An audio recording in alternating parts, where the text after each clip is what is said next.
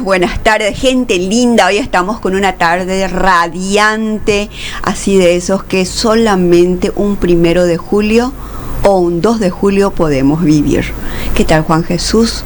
¿Cómo estamos, Rosa? El saludo para vos, para el invitado, para la audiencia también. Salió un poquito el sol, hoy no hace calor, está calentita la tarde para disfrutar entre fresco y fresco. Está agradable. Está agradable y vamos a tocar un tema candente. Porque como el clima está agradable, le podemos poner a un tema candente. Yo anuncié en mis redes que íbamos a hablar del transporte público, la movilidad y su incidencia en la calidad de vida de la población. Que muchos mensajes recibí diciendo: a la pinta, ese tema me interesa, porque afecta en el tiempo de la gente, no solamente en su bolsillo, afecta en el tiempo que disponen las mamás para hacer la tarea con sus hijos, afecta en el dinero, afecta en el tiempo, afecta en el afecto. Bueno, para eso hoy tenemos una persona que desde un lugar muy importante nos puede contar una experiencia que están teniendo en transporte público hacia Ciudad del Este. Les vamos a presentar al senador Rubén Velázquez Chamorro. Seas bienvenido, senador, a esta mesa. Creo que es tu primera vez. Muchísimas gracias, Rosa. Un placer saludarte. También un gusto saludarle a Juan Jesús y a la audiencia también de la radio. Sí, es mi primera visita, ¿cierto? Felizmente ya se dio después de varias agendas, varios intentos, varias agendas que finalmente no pudieron concretarse. Para mí un gusto, muchísimas gracias por la invitación, una satisfacción poder estar compartiendo con ustedes y también con esta linda audiencia asuncena. Muchísimas gracias por hacerte de tiempo, senador. Yo sé que en las comisiones, estuve averiguando en qué comisiones estás. Y veo que estás ocupando comisiones muy importantes que nos interesan mucho, como por ejemplo el de la discapacidad. Veo que también en el tema del narcotráfico estás metido, o sea, mucho que investigar. Vemos que hay mucho trabajo por hacer en el Parlamento, en estas comisiones. Y nosotros que te pedimos que vengas a hablar acá de la experiencia en transporte público en Ciudad del Este. Porque después te vamos a contar por qué queremos hablar de transporte público, pero contanos en cómo se dio y cuál es la experiencia en Ciudad del Este. Bien, partiendo un poquito también de lo que decías, sí estoy en varias comisiones y con mucha satisfacción puedo decirte, Rosa, que estoy en comisiones que para mí son sensibles pero muy importantes. Estoy sí en la comisión de personas con discapacidad, estoy en la comisión también de personas de tercera edad, también de lucha contra el narcotráfico. En esa comisión estoy como vicepresidente de la comisión. Y después en otras comisiones más también como cuentas y control y la comisión de peticiones también. Pero sí, felizmente, y me estaba olvidando, la comisión de la niñez también, familia, niñez también. Y adolescencia. O sea que son comisiones que tienen más un enfoque social, por sobre todo. Mucha sensibilidad. Así mismo, sí. Y son comisiones donde yo me siento a gusto fundamentalmente porque te permite también, desde esa comisión asesora de la Cámara de Senadores, también poder trabajar más de cerca con la gente, entender más de cerca las problemáticas y a partir de ahí también proponer algunas propuestas legislativas que sí puedan ayudar a mejorar o a paliar la situación y la calidad de vida de las personas. Pero yéndonos al punto de tu consulta al transporte público, yo creo que es un tema también muy sensible y muy importante porque afecta no solamente nuestra calidad de vida, nuestro humor, nuestra felicidad, en fin, incide bastante en diferentes aspectos. Y yo te digo algo, yo vengo desde Ciudad del Este. En Ciudad del Este también siempre tuvimos inconveniente con el transporte público. Sí. Y creo que esto se da también en todo el país, no solamente aquí en Asunción. Yo toda mi vida fui usuario del transporte público desde mi edad escolar, desde el colegio, porque yo resido en Ciudad del Este, en el área 4 de Ciudad del Este, pero el colegio yo hice en Presidente Franco, que es el colegio del área 5. el Colegio Doctor Raúl Peña, y obviamente también en transporte público tenías que ir en transporte público, trasladarme, y también en tiempos de la facultad, evidentemente, porque es una gran realidad en nuestro país que el estudiante universitario, si quieres estudiar, primeramente tenés que buscar empleo. Así es. Esa es nuestra realidad, para poder costear tus gastos universitarios. Y evidentemente nuestro medio de transporte es el transporte público. Y ahí tenemos muchos problemas, o teníamos en Ciudad del Este, como por ejemplo, ¿cuál es la dificultad del estudiante universitario? Salir de su trabajo, porque eso pasa en Ciudad del Este, la mayoría trabajábamos o en el microcentro o en otras actividades más bien comercial, y de ahí vos salís básicamente ya alrededor de las 4, las 5 de la tarde, ya tenés que trasladarte hasta la universidad, no tenés tiempo ni de irte a tu casa. Sí, sí. Esa es la vida del estudiante universitario, estamos a 1000 por hora. En todos lados, no solamente y en creo Ciudad que aquí del también Este. es lo mismo. Todos hicimos lo mismo, mucho creo que tiempo. Es igual. Entonces, a veces tenés buses abarrotados, porque son horarios picos, a veces ya no te alzan porque ya no hay espacio ni para un alfiler. Y otro gran problema que tenemos es a la salida de la facultad. Sí, ya no hay transporte público. Y en Ciudad del Este, fundamentalmente a partir de las 8, las 9 de la noche, básicamente ya no hay transporte público, o ya no teníamos. Y eso era un gran problema para el universitario. Fíjate que eso puede repercutir en dejar la carrera. Pero es que puede, es que tenemos casos concretos de personas de mi barrio que sus mamás cuentan que tuvieron que dejar la facultad porque no tenían cómo venir, y no me puedo ir. Y no tienen para su taxi. Así mismo. Entonces, y fíjate algo, Rosa, fíjate algo.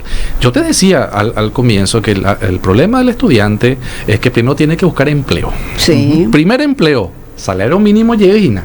Sí. Bien, ¿eso qué significa? Que el que trabaja, digo esto por la experiencia que tuve en Ciudad del Este, para mí me pasó.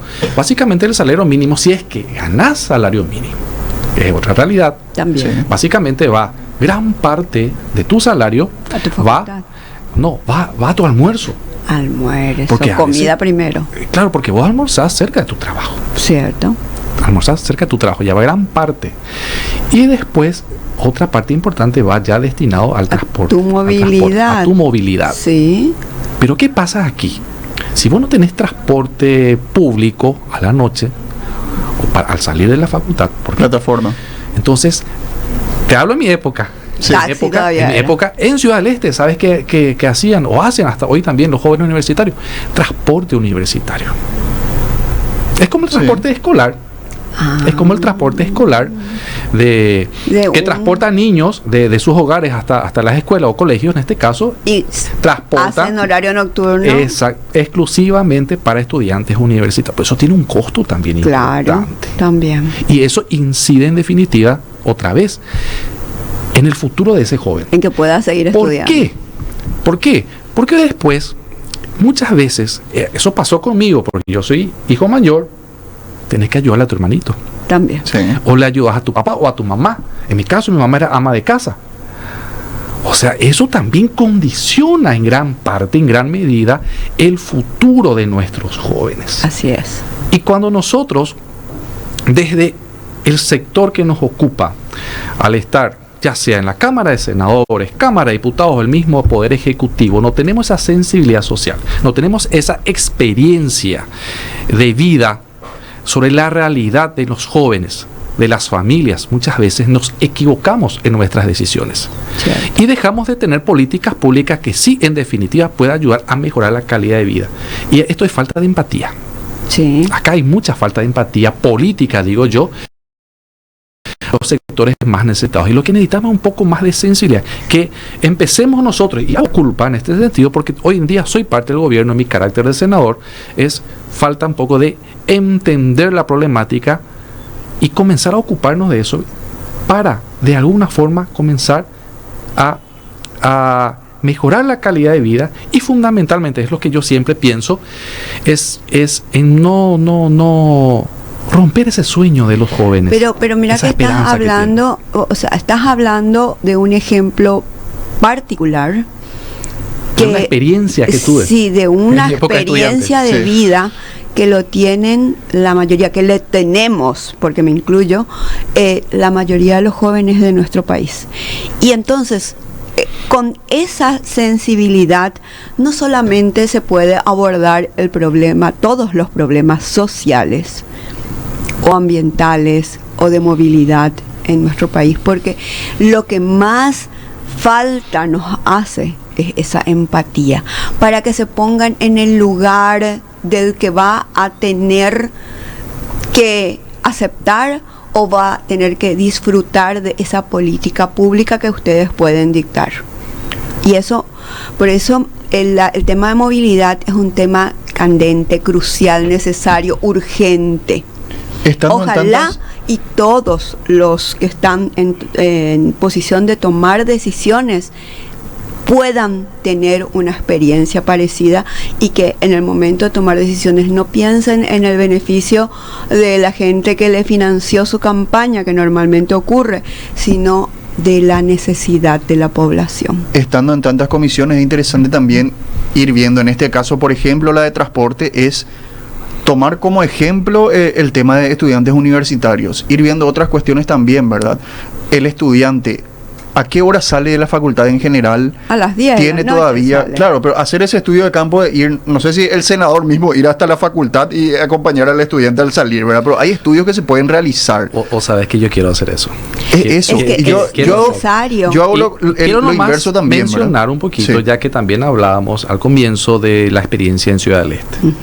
Justamente también teniendo esa visión que tuvimos, justamente con Miguel habíamos abordado esta problemática. Miguel Prieto, sí, el con Miguel intendente Prieto, actual, ¿verdad? El intendente actual de Ciudad del Este y el equipo, habíamos hablado de esta problemática del transporte público en Ciudad del Este, y de ahí vino la idea justamente también de hacer un cambio cuanto al sistema de movilidad y buscar una alternativa que esté en consonancia también con el medio ambiente. De ahí vino la idea de adquirir 20 buses eléctricos en Ciudad del Este, totalmente equipados con Wi-Fi, con aire acondicionado, que ofrezca un poco también de comodidad, confort al ciudadano en su día a día. A veces el ciudadano ya viene con muchos problemas, no le alcanza el salario mínimo, tiene que irse a hacer compras en el súper, entonces por lo menos ese trayecto del trabajo a su casa o a sus actividades, por lo menos que tenga un poco más de confort y se sienta bien. Esa fue la idea. Y el Wi-Fi le va a servir para hacer su tarea, sí, para buscar información, para trabajar también, para trabajar mientras viaja. Pero ¿a dónde voy? ¿A qué voy? Que justamente entendimos nosotros también que es importante apoyar a los jóvenes, y por esa razón también los buses eléctricos llegan hasta el campus de la Universidad Nacional del Este, trasladando a los estudiantes. Se hizo también eso, qué bueno, justamente de tal manera a paliar esa necesidad en cuanto a transporte público, porque ahí también tenemos otros problemas que son los itinerarios. Esos son buses netamente municipales, una línea municipal. Es una línea de transporte público municipal, totalmente, que enteramente tiene municipal. Un itinerario específico. Así mismo. Y digamos que entra en competencia con los otros buses Así mismo. que integran el sistema de transporte el circuito público. De transporte público de Ciudad del Este. Sí, porque en Ciudad del Este también tenemos buses urbanos e interurbanos. Es decir, buses que también te conectan con Hernandaria Ciudad del Este, Mingaguazú Ciudad del Este o Presidente Franco Ciudad del Este. Pero en este caso en particular, esta línea de transporte público eléctrico de Ciudad del Este solamente hace la conexión dentro de Ciudad del Este. Eso también obligó al municipio a asfaltar todos los caminos que iban a hacer el circuito de estos buses eléctricos, de tal manera también a contribuir a preservar un poco también las condiciones de los buses, y ya llevan más de un año y están en impecable estado. Pero qué maravilla. ¿Y qué tal los precios del pasaje? No recuerdo exactamente los costos del pasaje. Si no me equivoco, creo que están alrededor de 4.500 o 5.000 guaraní el costo del pasaje. ¿Y los otros ómnibus? No recuerdo cuánto está. Creo que están también en el mismo precio. Básicamente el mismo. Creo que es el mismo precio, si no me equivoco. Ahí hablamos de trayectos largos ya, ¿verdad? O sea, recorriendo toda la ciudad, pero haciendo ese recorrido de que yo puedo o salir a una avenida principal o estoy cerca de casa y eso me deja en la puerta mismo de donde estoy estudiando, ¿verdad? Claro, exactamente. Y los horarios pusieron de acuerdo a eso que estamos hablando. Los horarios, sí, así mismo. ¿Y cuál es otra ventaja? ¿Qué es lo que también habíamos notado nosotros en cuanto al transporte público? A ver, el costo operativo de un bus eléctrico se reduce considerablemente porque consume poca electricidad, por decirlo así. Una forma de comparar: vos gastás 300.000 guaraníes en un tanque lleno en un vehículo, en un auto, por decirlo así, pero si eso lo comparás en términos económicos con el costo de la electricidad, un costo de 10.000 guaraníes. Claro. O sea que vos gastás un 5% de lo que se gasta en un recorrido de un colectivo. Entonces, ¿qué pasa? Para cargar un colectivo. A modo de ejemplo, exactamente no te tengo los números, pero sí recuerdo que comparábamos bastante el costo operativo en cuanto al gasto del combustible de un ómnibus convencional, por decirlo así, y uno con movilidad eléctrica. ¿Y qué pasa? ¿Por qué nuestros ómnibus no quieren hacer esos recorridos después de las 10 de la noche? Por la demanda. Claro. Hay pocos pasajeros.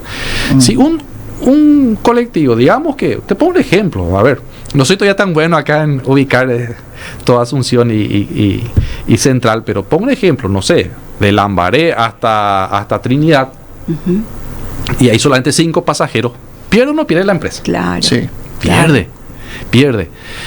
Pero si hacemos eso con un bus eléctrico, no pierde. Claro. Entonces, fácilmente puede operar hasta la medianoche un bus eléctrico porque su costo es, por decirlo así, de un recorrido de Lambaré hasta Trinidad o hasta, no sé, o hasta Luque, por a modo de decirlo, va a ser solamente 5.000 guaraníes. Y ahí hablamos de 24 horas porque obviamente cuidando la integridad del chofer también se hacen los cambios de turno, ¿verdad? Exactamente. De la persona ahí, que está manejando. Y pero ahí ya podemos hablar de 3 turnos. Ajá. De choferes podemos hablar fácilmente.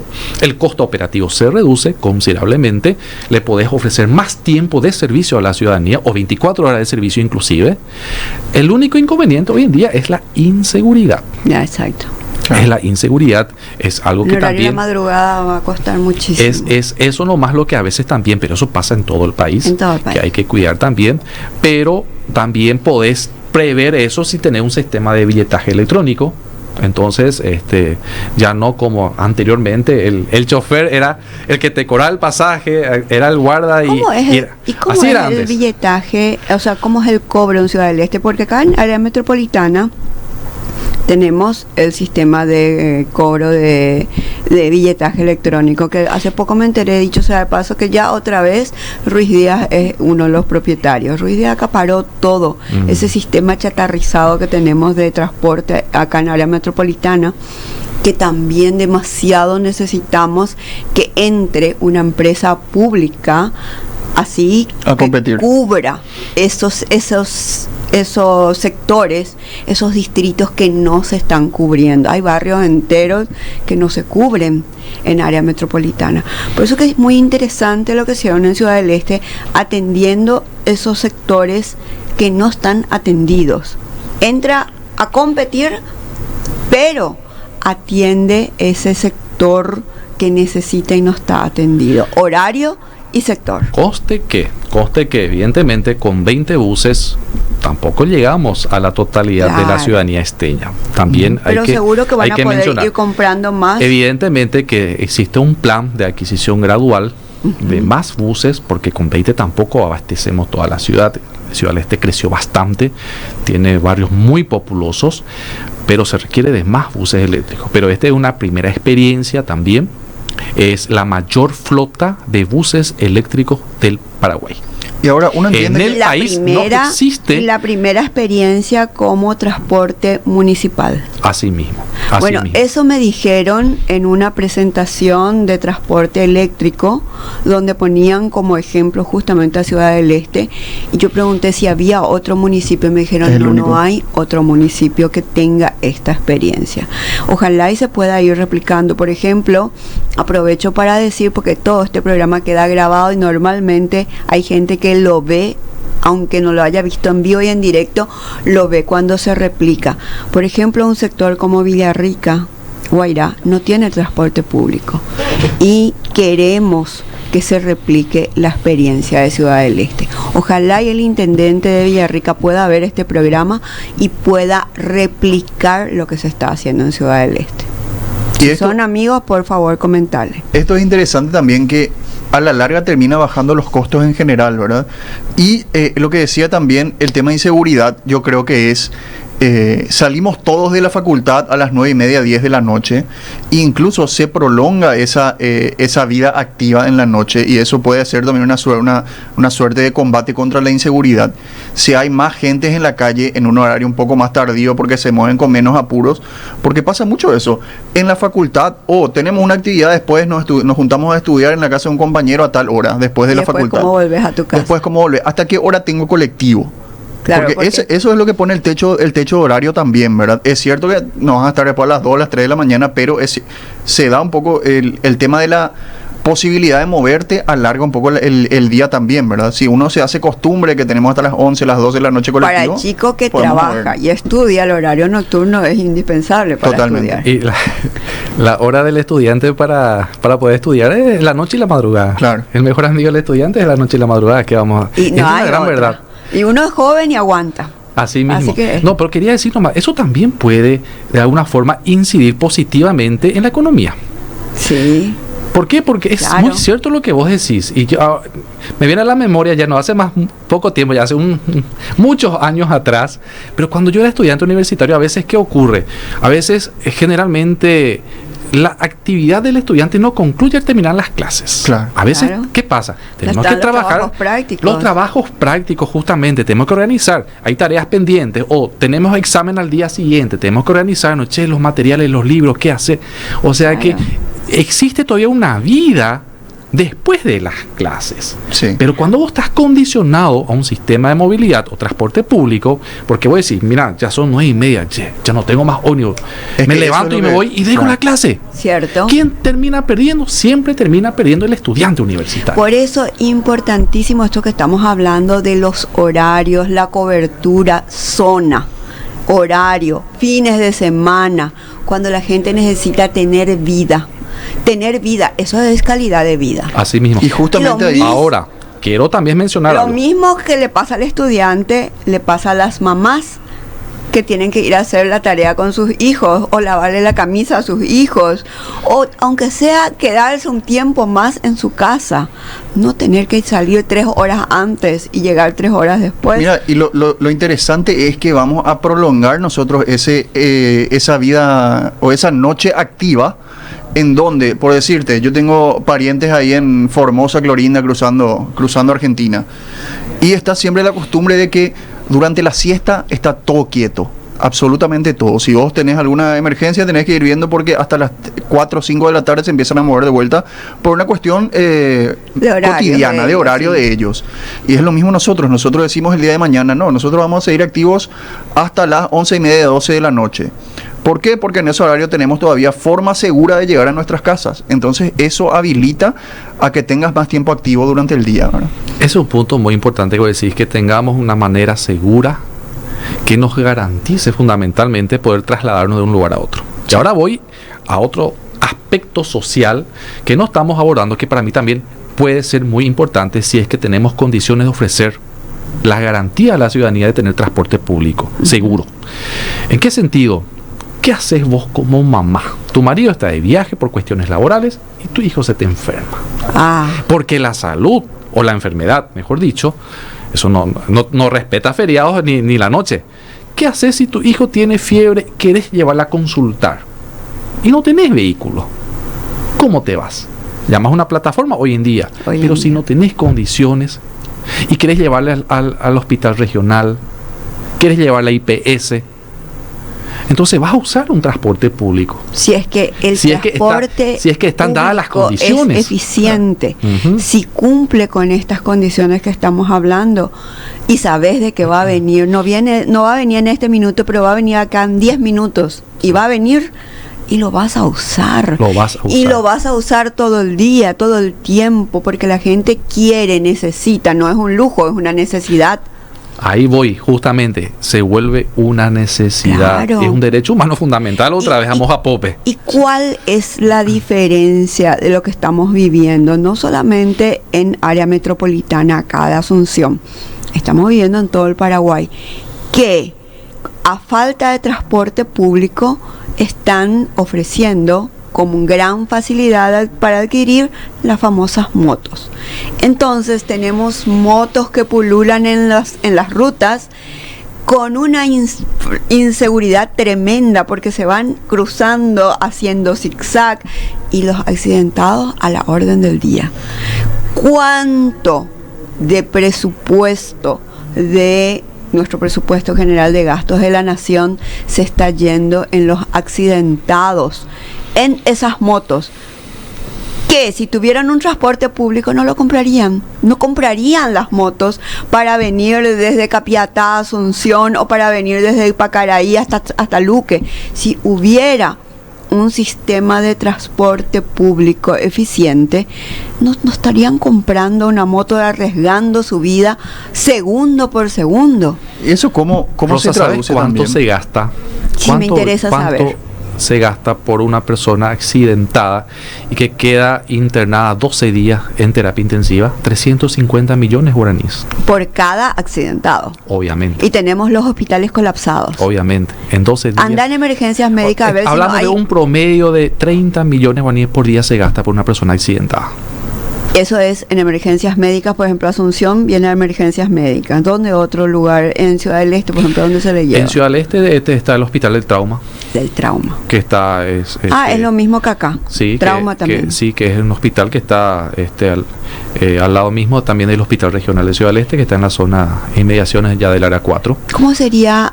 Qué importante sería, yo no sé si tienen ese estudio, pero saber la incidencia a partir de que se tuvo ómnibus en ciertas zonas donde no tenían, o en ciertos horarios donde no se tenía, si la gente dejó de comprar motos para ir a su lugar de trabajo, a su lugar de estudio, a alguna fiesta.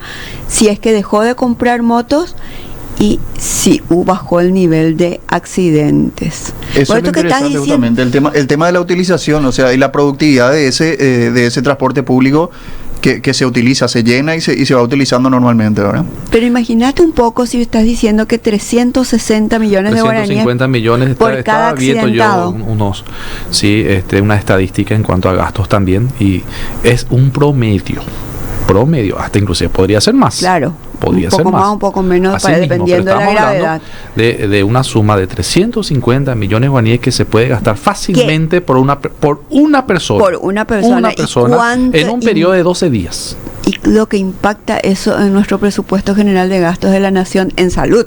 Muchísimo. Salud pública. Muchísimo. Por eso la prevención es muy importante. Claro. Cuando hablamos en materia de salud pública, la prevención es importante. Y volvemos otra vez a la importancia de un buen sistema de transporte público y movilidad de las personas. Es importante, ¿cierto? Sí, porque va a ser también de que usemos menos vehículos. Si hay un buen sistema, hasta yo también quiero andar en transporte público si tenemos un buen sistema. Todos creo que vamos a hacer porque vamos a ahorrar dinero. Sufriendo el estrés. Pero de tener que manejar.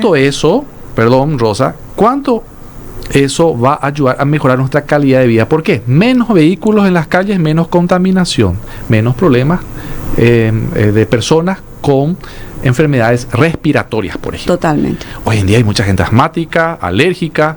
Yo ahora después de viejo me volví alérgico. Pero es que el caos, el medio ambiente, el caos de tener que manejar. Yo voy a venir acá todos los martes del centro de Asunción acá. Yo tengo que prever 1 hora, 45 minutos para llegar y venir en la cola. Así venir en la cola, y si no tenés tus vidrios cerrados, venís respirando toda esa congestión de combustible que se está alargando al aire. Y Asunción es una de las ciudades más contaminadas. Y es lo que ayuda en la agilidad también del tránsito, ¿verdad? Porque menos vehículos vas mucho más rápido. Claro. Y llegas mejor también, ¿verdad? Acá tenemos, y esa es la situación que nos golpea demasiado. Incluso el tema... estudiantes universitarios que van viniendo en sus vehículos desde afuera de San Lorenzo para llegar a Asunción. En 2 horas. Te mueves mucho y mira, me pasa a mí. Yo normalmente vengo también en vehículo propio, pero las veces que vengo en colectivo llego mucho más rápido y llegas más tranquilo, no tenés menos estresado también. Ese estrés de venir manejando ahora. Sí. Pero se hace costumbre eso, porque elegís subirte al transporte público. Eso es lo que tiene que hacer. Ahí termina siendo cultural el tema. Yo creo que inicia todo en la calidad de atención que te brinda ese transporte público en un comienzo, ¿verdad? Porque no sabes a qué hora te vas a subir, a qué hora te vas a bajar, cómo vas a ir, más o menos vas haciendo ya esos estudios. Bueno, pasamos por el itinerario, sí. No sabemos si va a venir al horario que vos necesitas, porque también tenés que llegar a un cierto horario a tu destino final, pero también pasa por la calidad del transporte. Si un bus chatarra, sucio, o que ya no tiene asientos, o no sabe si su freno le va a responder, o no sabe si va a responder exactamente su freno, entonces evidentemente también hace un costo-beneficio. No, yo prefiero nomás evitar esto y me voy tras mi vehículo. O sea que hay muchas cosas que inciden también aquí. Por eso es de que hay unas imágenes que se pasan, que hace años lo venimos utilizando, donde un transporte público te lleva 50 personas y cuando no hay ese transporte público tenés 50 autos. Y claro, ¿cuál es la consecuencia? La calle colapsada. No importa si estás en tu auto, no podés avanzar. Sí. Claro. En cambio, en un colectivo pueden entrar 40, 50 personas y eso deja espacio libre. ¿Y cuánto podría ahorrar con eso el municipio? Porque cuanto más vehículos en las calles, hablamos de más baches. Exacto. Hablamos también de que necesitamos ampliar las avenidas porque evidentemente 2 o 3 carriles ya no son suficientes y ya no hay espacio. Entonces ahí ya viene el caos, viene el tránsito caótico, viene el estrés, o sea que volvemos otra vez lo que decíamos al inicio del programa. Esto es salud, esto es calidad de vida, esto es bienestar. Al hablar de transporte público eficiente, creo que de alguna forma va a ayudar a que el paraguayo, el asunceno, todos de alguna forma estemos menos estresados. Yo entiendo que recién dentro de este año, el año pasado, pusieron esos ómnibus en Ciudad del Este. A ver, 2023. Estamos en 2024, creo que fue a finales del 2022 que fueron adquiridos esos buses eléctricos. Todavía no lleva mucho tiempo, poco más de un año. Como para ir haciendo unas estadísticas de eso, de la... Rosa, aprovecho aquí, a vos también, están cordialmente invitados cuando quieran irse a Ciudad del Este, vamos a pasearnos en los buses eléctricos. Quiero que ustedes conozcan, quiero que ustedes vean los itinerarios. Nos vamos a sentar atrás y vamos a mirar. Sí. Y vamos a conocer. Vos sabes, yo les cuento, porque yo ya también me subí a esos buses, quería conocer. No escuchas nada adentro, es un silencio, vos escuchas música, los vidrios todos cerrados, el ambiente bien climatizado, o sea que pareciera ser que no estás en Paraguay. Puedes llevar tu nodo y trabajas ahí en tu internet.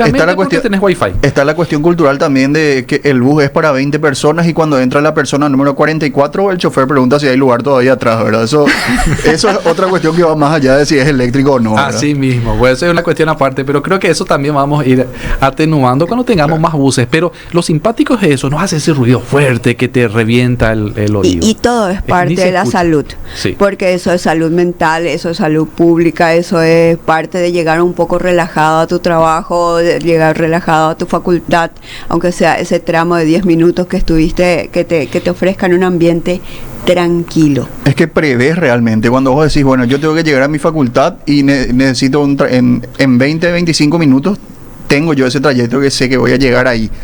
En cambio, si vos por una cuestión de que tenés que estar puntualmente para tal hora, vos dejás, ya tenés que salir 1 hora y media antes más o menos, te cambia toda la rutina, te cambia todo, te acelera, no almorzás, no merendás bien, o sea, te cambia mucho eso realmente. Totalmente, y termina eso afectando nuestra salud, porque imagínate, vuelvo otra vez al punto de, insisto mucho yo en esto de lo que es la vida de un estudiante universitario, porque yo también pasé por eso. Claro, la experiencia. Yo pasé por eso, yo primero tenía que buscar empleo para poder estudiar Derecho, yo estudié y me formé en Derecho. En fin. Entonces, ¿qué ocurre? Vos salís de tu trabajo, básicamente. Era mi caso, yo salí casi a las 5 de la tarde, a las 6 o 6 y cuarto, 6 y media, dependiendo del profesor. Si llega temprano, empezábamos las clases. Entonces yo tenía ese margen de 1 hora, básicamente, para trasladarme, llegar hasta la facultad. Y hacer una merienda. Hacer una merienda, porque vos estás con el almuerzo. Sí. Si es que tuviste tiempo para almorzar bien. Sí. A veces tampoco tenemos tiempo cuando trabajamos. En fin, entonces buscas eso, o por lo menos tomar un cafecito, o comer un mixto y reponer las energías para llevar una clase larga de repente de derecho romano que te cansa, te agota y te va hasta las 10 de la noche y salís molido. Sí, pero por lo menos pudiste cumplir con esas rutinas, con tus obligaciones, porque tuviste un sistema de transporte que te llegó a destino en el tiempo ideal, en el tiempo apropiado. ¿Cuántos estudiantes hay en Ciudad del Este? muchísimos, porque también tenemos que hablar de universidades privadas, no estamos hablando solamente de las públicas. Y la cobertura que están haciendo es solamente de Ciudad del Este porque es municipal, ¿verdad? Sí, la cobertura que se hace es solamente con la UNE, porque es pública, es pública. Las demás que ya son privadas, ya también el nivel de vida de los estudiantes ya es diferente, tiene mejores condiciones, entonces siempre buscamos en dar más soporte y apoyo a los jóvenes, exactamente, públicas, que están en universidades públicas. Pero incluso se ve cuestión, acá hablamos de transporte público, ¿verdad? Sí. Eso incluso, cuando vos decís, bueno, tenemos esta cantidad de transporte público y por cuestiones económicas y de administración, entonces nuestra prioridad es la universidad pública. Entonces vos ves hasta una posibilidad de que llegue alguien del sector privado, claro, y diga, nosotros vamos a trabajar con las universidades privadas. No necesariamente así, pero a lo que voy ese es un espacio de transporte público, de transporte universitario, no público ni privado, transporte universitario que puede ser atendido, y es un lugar de negocio. Pero de hecho este transporte es público en todo horario, claro, ¿verdad? No solamente, el caso de la universidad es un ejemplo. Porque ahí hablamos durante todo el día en el caso de las privadas, la mayoría de los estudiantes también utilizan optan por el sistema de transporte universitario. Sí. Que tipo de transporte escolar que exactamente, entonces ellos con eso también logran. Se ven mucho eso en las privadas fundamentalmente. A lo que voy es justamente que son soluciones que se pueden dar para, más allá de cuestión pública que tiene que manejar eso el municipio. Se abre también a, bueno, nosotros tenemos esta necesidad dentro de este ámbito de movilización. Entonces invitamos a una empresa, hacemos con esa empresa si nosotros no podemos. Claro, una cuestión de mercado, pero una pregunta que quiero aprovechar un poco, que estás en la comisión de discapacidad. De hecho, tenemos mucho pedido de la gente que tiene discapacidad, que evidentemente ven estos programas donde trabajamos mucho lo que es el bienestar comunitario, el bienestar de la comunidad. ¿Cómo, por ejemplo, se suben a esos ómnibus las personas que tienen discapacidad, los que tienen problemas de movilidad? ¿Cómo se suben? ¿Estos ómnibus tienen tiene un sistema de rampa? No sé si estoy diciendo el término apropiado, pero es tiene como un una sistema escalerita que exactamente sube. Que sube y que permita que puedan acceder a los buses. También se tuvo en cuenta ese aspecto. Qué importante en el caso de los esa buses. fue una pregunta muy concreta que me hicieron hoy cuando anunciamos el tema. A ver, no me quiero equivocar, pero sé que no recuerdo la cantidad de buses que están adaptados con ese sistema. No todos tienen, pero sí tienen también gran parte. Porque hay que adaptarlos, no vienen así. Creo que vinieron ya con esa adaptación. Ya vinieron, pero no son todos los que tienen. Porque el problema pues es esa escalera alta que tienen los adultos mayores. Sí. Que no se pueden subir esa escalera, y más con un chofer nervioso que se para y vuela otra vez y la gente se está subiendo o bajando la escalera. Tú sabes que es un gran déficit que tenemos a nivel país también. Sí. Porque no solamente necesitamos de buses con rampas, también las paradas de buses tienen que estar adaptadas también justamente para que facilite eso también. O sea que estamos hablando de un déficit que tenemos hasta hoy de infraestructura a nivel país que estamos teniendo. Por eso es muy importante que las personas que asumen para conducir una ciudad y para conducir en el gobierno nacional, que es, por ejemplo, en tu caso, tengan lo que dijiste al inicio, la empatía con la población. Porque ¿de qué te sirve tener 5 años el mandato para gobernar una ciudad si no te interesan esas cosas que hacen al bienestar de la comunidad? Porque estamos hablando de cosas muy básicas. No estamos hablando de lujo, de que vamos a hacer overapava a la ciudad. No, nosotros estamos hablando de algo muy básico. Nosotros tenemos algún dato de cuántos discapacitados hay en Paraguay, así a nivel general. Mira, Rosa, yo también estoy investigando justamente porque cuando asumí la comisión fue lo primero que me preocupó. Y mira, te digo algo, hasta ahora tenemos los resultados del censo del año 2012. del año 2012, y con eso estamos hablando de una cifra del 10%, 10,5%. Que era el 2024, pasaron 12 años. Pero que este último censo que fue realizado recientemente todavía no están concluidas los datos, las cifras todavía correctas. No concluyó. Eso, mira que eso sigue todavía. ¿Cuándo fue que le trajimos a la directora del censo? Hará como 8 meses por ahí. Menos, creo, ¿eh? 5 meses por lo menos. Porque le trajimos cuando salieron los primeros datos del censo, y el susto fue tan grande cuando nos dimos cuenta que el Paraguay decreció en población, sobre todo Asunción decreció en población mucho. Entonces, recuerdo que le invitamos, tenemos que volver a invitarle para ver un poco cómo están los resultados del censo. Para ver los resultados. Porque realmente esto que estamos hablando es vital. Mira, estamos hablando del censo del 2012, yo te decía del 10%, estamos hablando de más de 500.000 personas. Fácilmente sí. Estamos hablando de casi 700.000 personas que están con discapacidad, según con el censo 2012. De movilidad. Sí, así mismo. Y ahí ya entran distintos niveles y tipos. Claro, pero esa es la cifra que teníamos. Una cosa es en el 2012. Así mismo. Hay que ver ahora, porque acuérdense que esta última década es la que más empezaron a pulular las motos. Y entonces yo creo que la discapacidad por accidentes está asociada.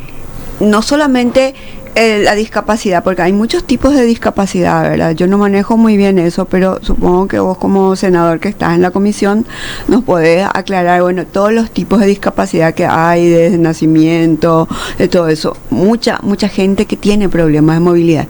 Pero si a eso le sumamos los que son por accidentes, por falta de una política pública de movilidad adecuada, eso es totalmente predecible, o sea, prevenible. No tenía que ser así. Así mismo. Y lastimosamente van a ir sumando nuestras estadísticas. Sería tan importante conocer cuando se pueda saber cuánto sumaron en esta última década. Yo creo que más del 10% va a ser ahora. Sí. Mucho más. Por los accidentes que hubieron por culpa de motos. Así mismo. Quería nomás también, ya que estamos hablando del tema de la discapacidad, la vez pasada yo le recibí en la bicameral de la Cámara de Senadores a personas con discapacidad descontentos porque lastimosamente no fue aprobado en la Cámara de Senadores una pensión para ellos que era del 25%. Lastimosamente no tuvimos los números suficientes para lograr la aprobación. El Ministerio de Economía y Finanzas alegó que no existe presupuesto y, en fin, lastimosamente no se pudo dar. Yo voté a favor. Yo considero que, si bien no es mucho, pero es algo muy, pero muy importante. Estamos hablando de una suma cercana a los 700.000 guaraníes, que era la idea que en gran parte tras eso va destinado a compra de medicamentos, a veces fisioterapia, un tipo de tratamiento. Va destinado necesariamente. Y pasó esto ahora a diputados.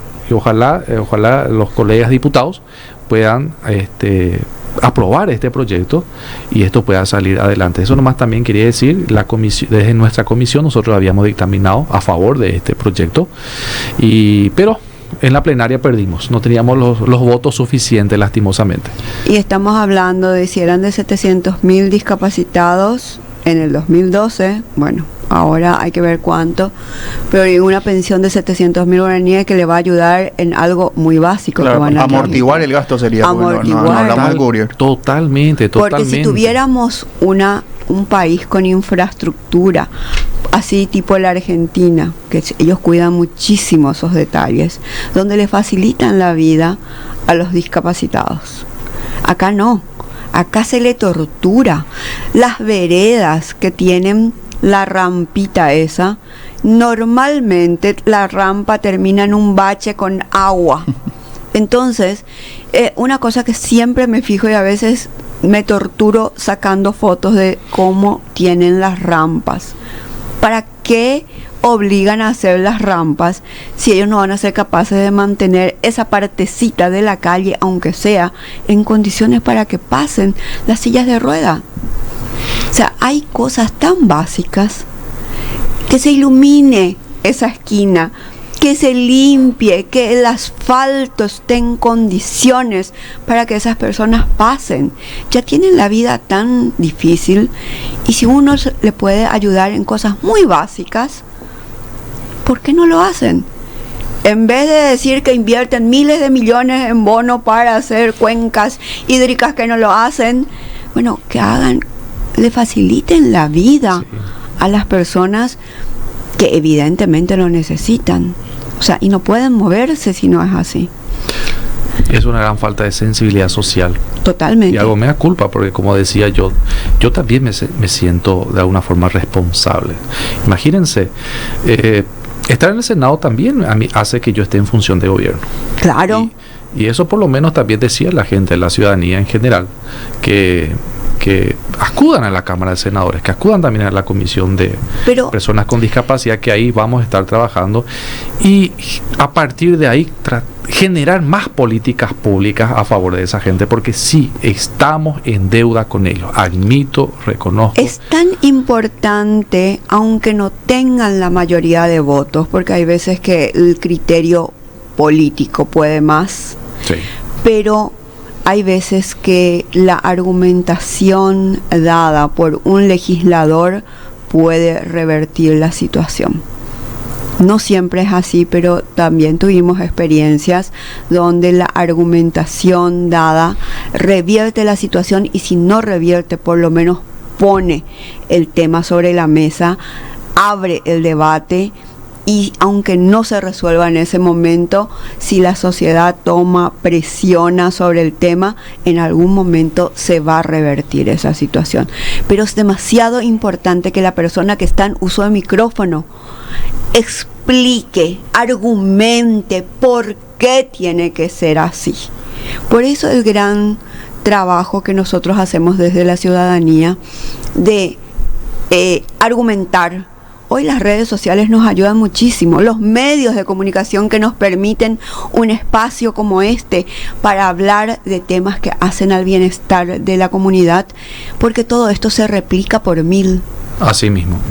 Entonces, la comunicación con la argumentación, que los abogados sabemos hacer muy bien, y me alegra saber que sos abogado, porque los abogados, esa es la técnica que nos enseñaron.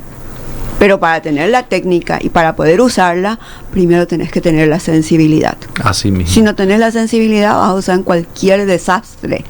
Vas a usar esa técnica de argumentación que nos enseñan en la facultad. Ahora, dentro de estas, como dijo senador hace un momento, estaba hablando de distintas áreas que cubre, ¿verdad? Como el transporte público, como el tema de los discapacitados, y para solucionar los problemas siempre se dice, o sea, se busca, hay un trabajo, un grupo de personas que está buscando una solución, pero en algún momento se llega a necesitamos esta cantidad económica para realizar este trabajo. Se hace también esto de decir, sin invertir esto podemos hacer esto. Es decir, vamos a buscar invertir menos de esta manera y vamos a ingeniarnos, porque como digo, en su caso usted es abogado, ¿verdad? Seguramente que está rodeado también de personas, usted o los senadores que trabajan con usted, rodeados de personas que tienen conocimiento de distintas áreas, en donde dicen, bueno, necesitamos arreglar este pavimento, entonces en lugar de generar dinero así, vamos a tratar de solucionar de esta otra manera, ¿verdad?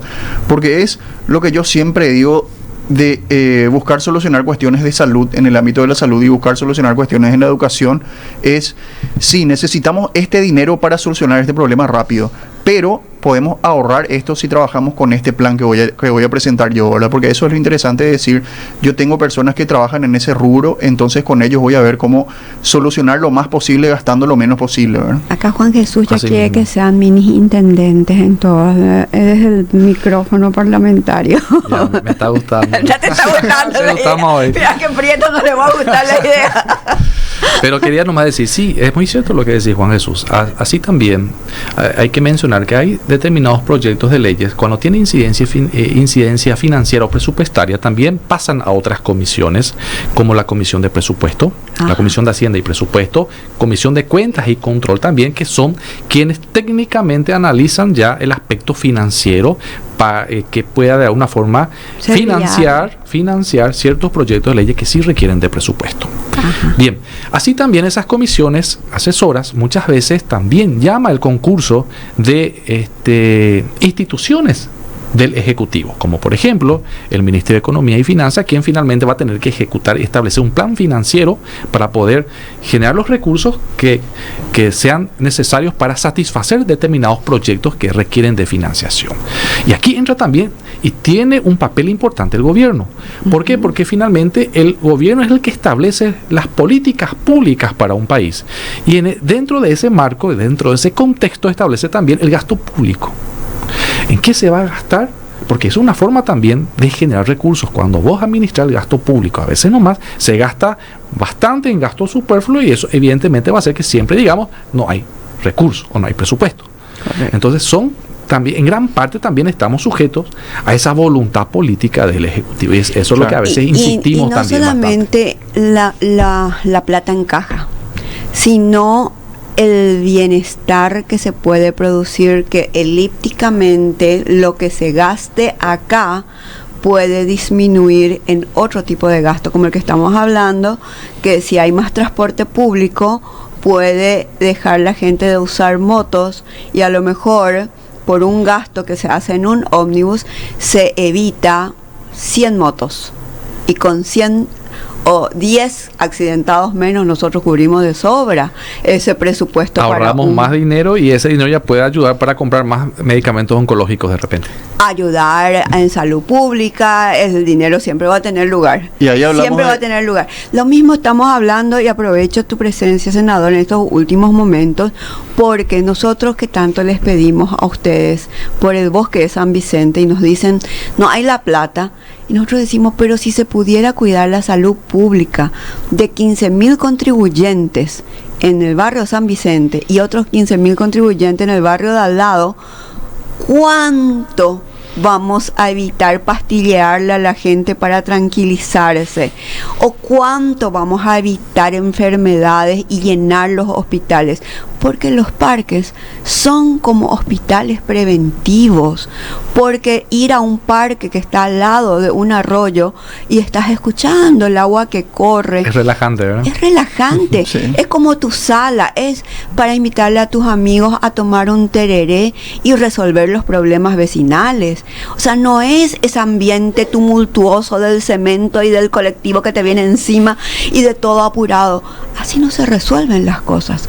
En cambio, en una ciudad donde la cosa está planificada y parece que está más oxigenada, hay más posibilidades de gastar menos y dar mayores soluciones. Por eso el bosque de San Vicente nosotros tanto le estamos pidiendo y le estamos visitando a toditos, no solamente a vos te visitamos, senador, a todos le estamos visitando, sí.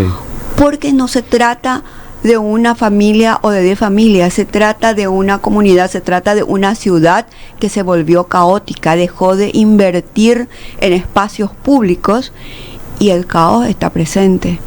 Y hoy estamos a 13 años de tener 500 años de fundación de Asunción, y la verdad que solemos hablar en este espacio de que el mejor legado que le pudiera dejar este Parlamento a Asunción de cara a sus 500 años es adquirir un espacio público de este tamaño, de este lado sur de la ciudad que no tiene nada.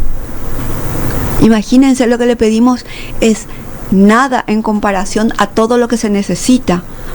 Y no hay plata. Si hay plata, hay que invertir bien la plata. Así mismo. Ese es el punto. Así mismo. Es el transporte público, es el espacio público, es el oxígeno que respiramos. O sea, esas son las cosas que tenemos que prevenir. Así mismo. Y ustedes están en lugares de tanta sensibilidad en la decisión, que a veces decimos nosotros cuando escuchamos buenas argumentaciones, cómo pueden cambiar las cosas. Senadores bien preparados o diputados bien preparados que toman un micrófono y toman su tiempo para explicarle a sus colegas el argumento de por qué hacer las cosas. Es tan importante, Rosa, lo que estás diciendo. Y ahí volvemos un poco a la falta de empatía muchas veces que existe, falta de compromiso, y muchas veces lastimosamente también sucede que muchos senadores no les representan a la gente, no están ahí sentados como para defender los intereses de la sociedad o de una comunidad, lastimosamente. Vos entraste por el movimiento Yo Creo. Por Yo Creo, fue el único senador que es bueno. En aquel tiempo, cuando fui electo, éramos solamente movimiento independiente y ahora estamos en proceso de reconocimiento como partido político. Estamos en ese proceso de ¿Eso transición. significa que van a participar de las elecciones municipales? Sí, queremos participar en las municipales ya a nivel país, pero una vez reconocido como partido político, y a partir de ahí comenzar a crecer como equipo político ya a nivel país. Esta fue nuestra primera experiencia a nivel nacional. Uh-huh. Creo que nos resultó bien. Logramos meter un senador y dos diputados. Dos diputados por el departamento de Alto Paraná. Y también por el departamento de Alto Paraná logramos meter 5 concejales departamentales. Ah, qué bueno. Sí, peleamos la gobernación, no pudo ser. Estuvimos muy cerca también de que el gobernador sea de nuestra nucleación política, no pudo ser. Y en Ciudad del Este tenemos a Miguel como intendente municipal, más 6 concejales municipales de nuestro equipo de 12. De 12, o sea, sí, 50%. Así mismo. Entonces, estamos en franco crecimiento. Es muy importante tener en la Junta un peso propio como para que no te traben los proyectos que hacen al bienestar de la ciudad. Para que el trabajo sea cohesionado. Así mismo. Porque lastimosamente acá también la política se toma como de alguna forma egoísta, por decirlo así, ¿verdad? Para mí, yo soy opositor, me mantengo dentro de esa línea de coherencia. De cierta forma la ciudadanía me votó para ser opositor. Pero yo veo así, eso no significa que yo tenga que ser contrera. Exacto. Si yo veo que el gobierno, el Ejecutivo, Santiago Peña, presenta proyectos, propuestas legislativas, pero que sí le va a beneficiar a nuestra gente, obviamente que yo voy a acompañar. Pero no es porque yo sea opositor que voy a trabar. Ahora bien, si yo veo que detrás de eso viene algún negociado, evidentemente con el propósito de solamente favorecer un sector empresarial, por decirlo, en detrimento de la sociedad, evidentemente que voy a salir en contra. O sea que para mí ese debe ser el rol de la oposición, pero muchas veces también, digo esto en el caso de Ciudad del Este, si vos no tenés mayoría te traban simplemente por no ser de la misma nucleación política. Y eso, ¿quién sale perdiendo? Termina perdiendo la sociedad, termina perdiendo la comunidad. Son cuestiones que tenemos que cambiar y madurar y construir un modelo de política que verdaderamente responda a una mejor calidad de vida, pero de todos, de toda la ciudadanía. No es fácil, pero tampoco hay que perder la esperanza. No, pero de hecho están en el camino, porque hacer política es algo necesario. Acá nomás de un tiempo a esta parte, como que se pervirtió la palabra política. Yo suelo decirle a la gente, la política es una palabra excelsa. Bien usada, la política puede cambiar la calidad de vida de las personas, pero no con una clase política que piensa 5 años, me voy a enriquecer en esos 5 años, después nadie me va a pasar facturas. En cambio, personas que se elijan, que el sistema electoral permita la elección, no la compra de voluntades, que es la que últimamente vemos, la elección se pueda permitir, y entonces se elijan las mejores personas. Yo y me alegra saber de que se están convirtiendo en partido. Allá nos indican que tenemos 1 minuto para terminar, así que te damos unos segundos para que le des un mensaje a los que nos están viendo y escuchando. Quería nomás agregar un poquito a lo que decías, ¿verdad? Que es una gran diferencia entre votar y elegir. Totalmente. Y acá lo que tenemos que hacer es elegir. Bien. Quería nomás cerrar agradeciendo la invitación. Creo que fue un espacio brillante, muy lindo. Hablamos de cuestiones muy puntuales, muy trascendentes para la ciudadanía, y es de esto lo que da gusto hablar, porque de esto también podemos construir bastante. Y yo estoy también en una fase, también siempre digo, de constante aprendizaje. De aprendizaje también. Esta es mi primera experiencia parlamentaria. Nunca ocupé ningún cargo electivo. Esta es mi primera candidatura que conseguí senador. Pero ¿qué ocurre? Asumo yo esto con mucha responsabilidad, con mucho compromiso, y decirle a la ciudadanía paraguaya, a la ciudadanía azucena, que gente cuentan conmigo, que hay un senador que vino de Ciudad del Este porque quiere trabajar con la gente, quiere trabajar con la ciudadanía, y no perdamos la esperanza por nuestro país. Sigamos firmes, sigamos adelante, y que sepan que siempre van a encontrar en Rubén un senador que va a estar siempre comprometido con la sociedad, con la comunidad y con nuestro país por sobre todo. Gracias, senador. Gracias por el tiempo, gracias por toda la información que nos brindaste, y contamos con un senador, Rubén Velázquez Chamorro, en una banca del Senado. Gracias, senador. Gente linda, nos vamos yendo y nos vemos el próximo martes por el mismo canal. Chao, chao.